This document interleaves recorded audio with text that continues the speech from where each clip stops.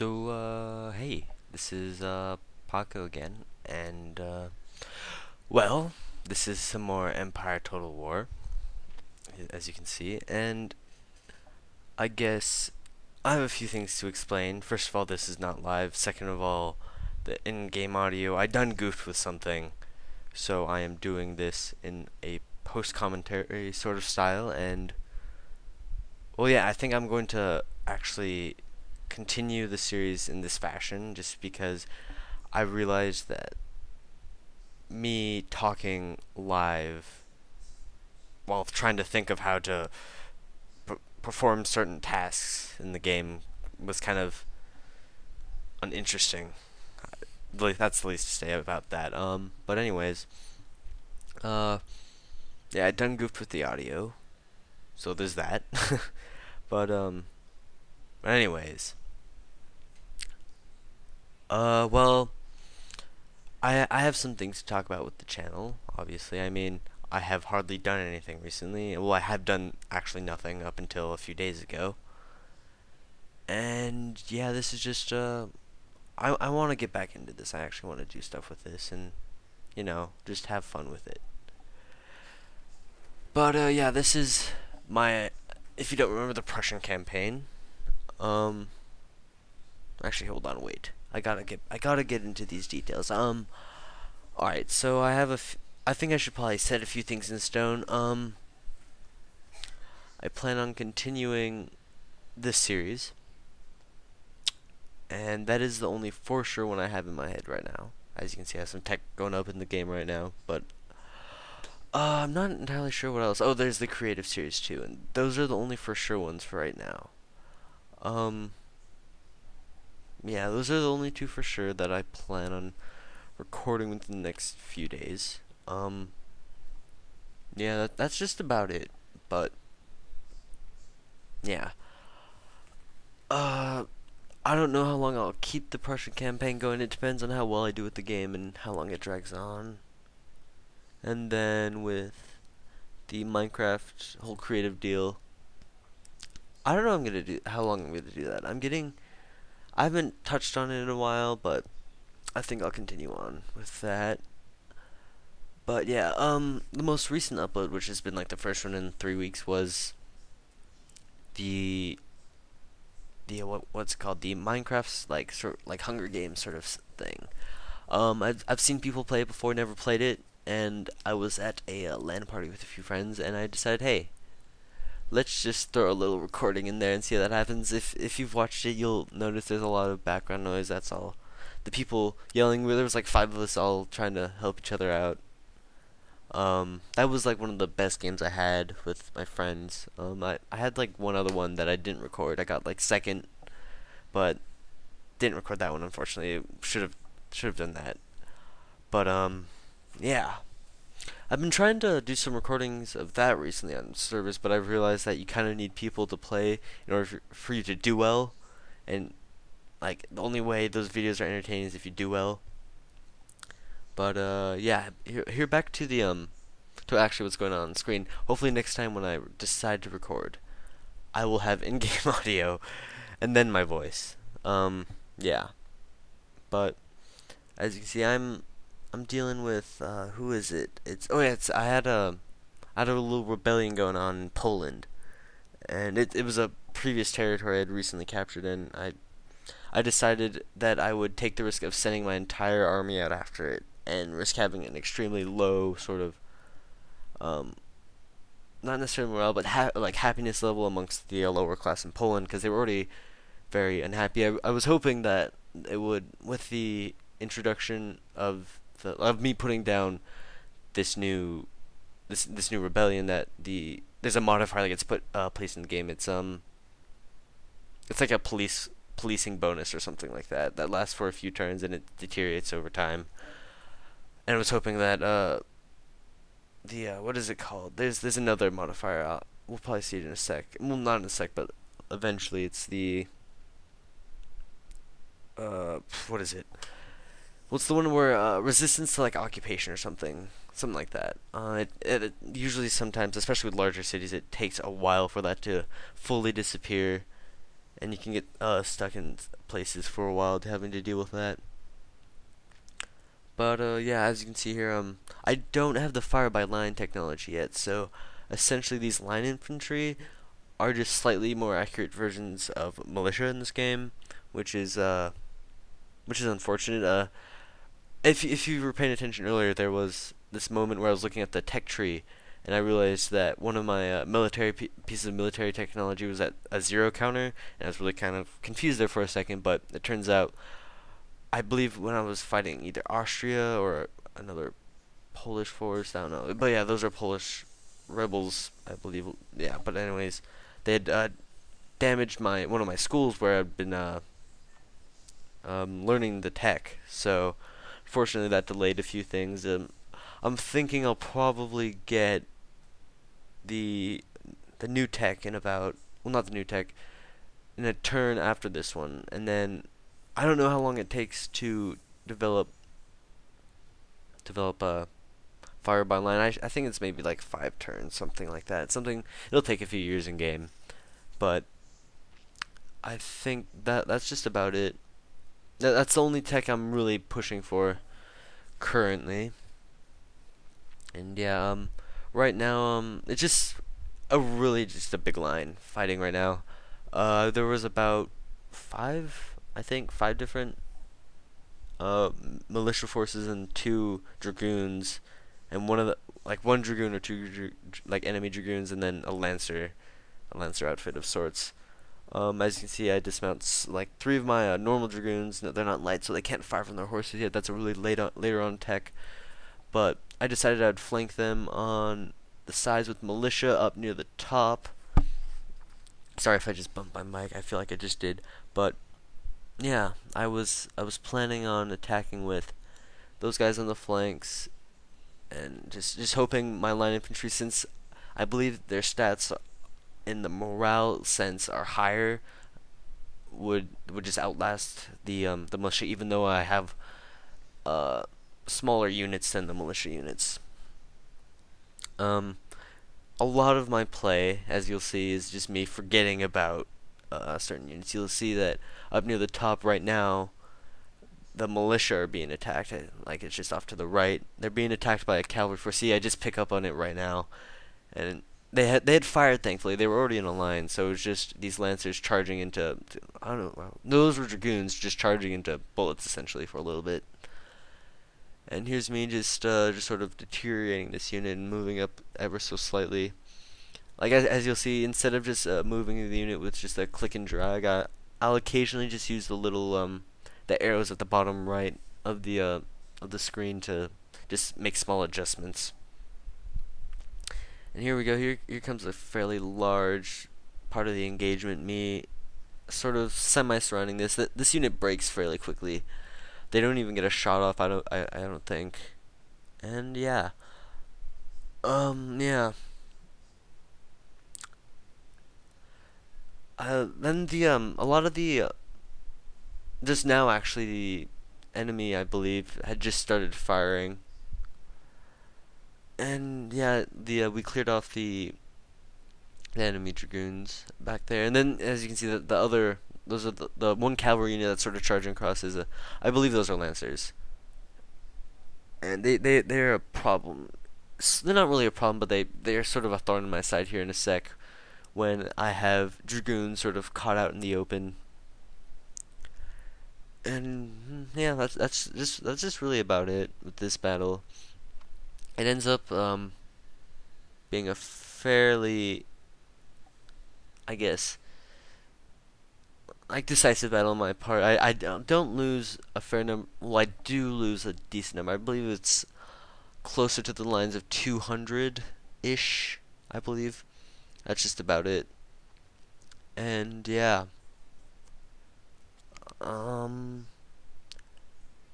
yeah, I believe we just start breaking all the line, and then after their line breaks, we just have these lancers to deal with. And yeah, I think I'll cut my voice right here, and then I'll pick up when something a bit more interesting happens. A little after this battle, I'll talk a bit. So yeah, I'll see you guys in like 2 seconds.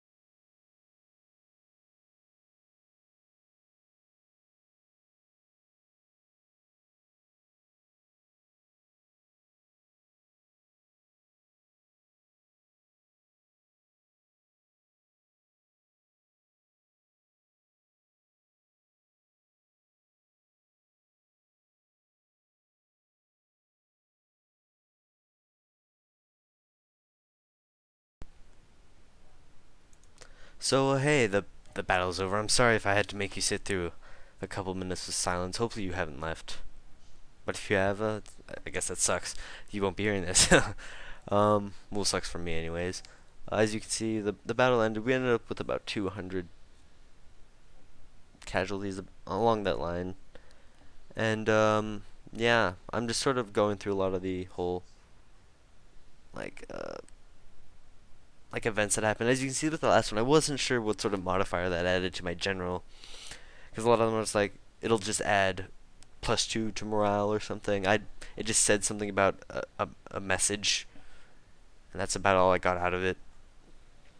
And here you can see I'm just sort of trying to map out what's going on around me. I'm not really sure who I'm aligned with. Yeah, I actually go into the map checking to see who's on my side and who's like against me, and I forgot I forgot about my eastern front with Russia and Poland, and then the Kurland, which is like a protectorate of either Poland or Russia, which is that little weird checkered thing right there.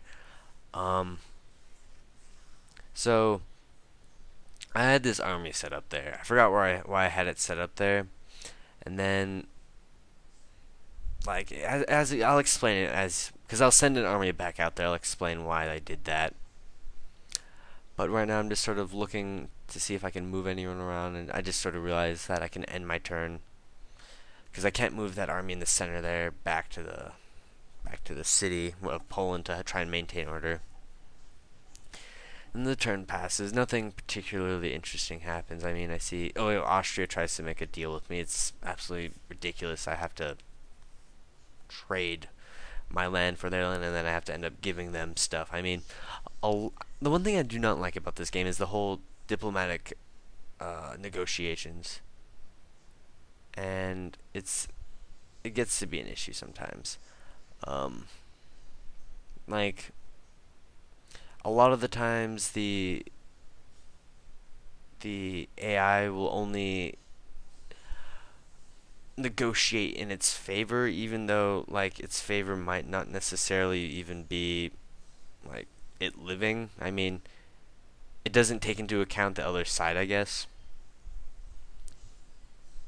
And even then, I feel like maybe that's what it expects for the player to do the same in return. I don't know. Maybe that's what the devs were going for. It just seems kind of harsh at times, but yeah. Still going through the turn. I mean, great Sweden. I don't really keep track of them, so good to know their diplomats are moving. I guess. Yeah, all the minor nations having to go through them, all their little movements, and we're back. And see with that, I still have a strife in Poland. You'll see the modifier deal. It won't go down by much. Actually, it's actually pretty terrible. It actually did not increase or decrease whatsoever. So I'm having to deal with this continual uprising. I feel like I'm going to get another one soon within the next few turns. So that's unfortunate. I did recruit a dragoon trying to maybe help that out, you know. And that's just about it for right now. I don't see anything else currently. I'm just sort of. Oh yeah, eventually. Oh, this is where the whole troop deal went down. All right, so you see that damaged place? I believe that was there before. It may not have been, but I feel like the only if they weren't previously, it was because I had a small army right there, which I had moved back into that town right there, and that was just like a defensive force primarily. And I guess I was kind of afraid of not the Polish-Lithuanian force down in the adjacent territory, which is a bit, eh, you know. And of course the rake here fails just because they suck pretty much. I hide them away, but then I realized that the Polish Lithuanian force there is right within range of my town, and I thought, and so is the Kurland right there. I feel like neither of them would attack, but I felt kind of uncomfortable, so I sent a troop back. I believe it was only one. May have been two. I believe two. Yeah, there we go. But I leave that force there as more of a deterrent to keep anything from moving in that area. Having 4 line and a dragoon I felt was a good idea. And yeah, just sort of trying to organize my army here.